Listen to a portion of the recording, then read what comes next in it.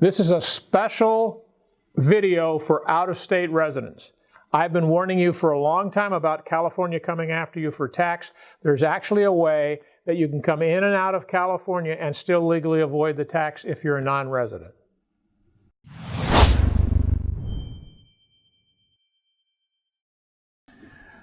In California, there is a tax exemption known as the principal use test. And it has two different versions of it. One of them, if you're a resident of California, and another if you're not a resident of California. And this will apply to aircraft, vessels, or vehicles, so it doesn't matter what you're purchasing.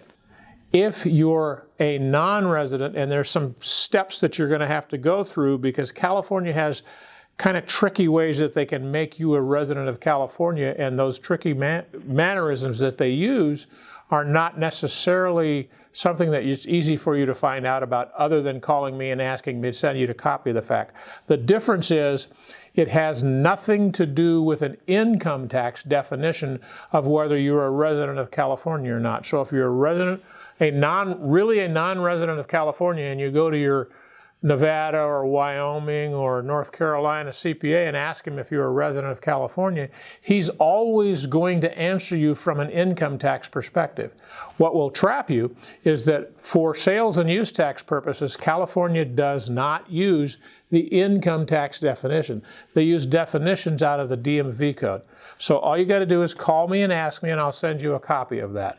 And then once you get that, you sit down and you call me, and we'll go through the one by one, and I'll tell you how California enforces that so that you don't wind up getting trapped. If you decide after going through all of that process that you're not going to be considered a resident of California, it significantly changes. It still starts with an out-of-state possession.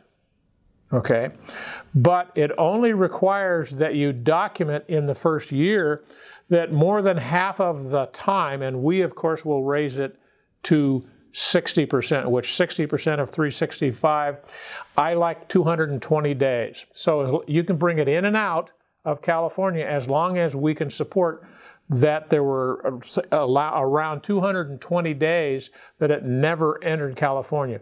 Because if you enter California and leave California, you're only here for a half hour, that corrupts that whole day. It's on the bad side of the test. And we do this to create huge margins of error, and it saves you, and it's part of the reason that our success rate is thousands of people have hired us to do tax exemptions, and we always win. All you have to do is hire us first before you take possession, follow all of our instructions, and you can't fail.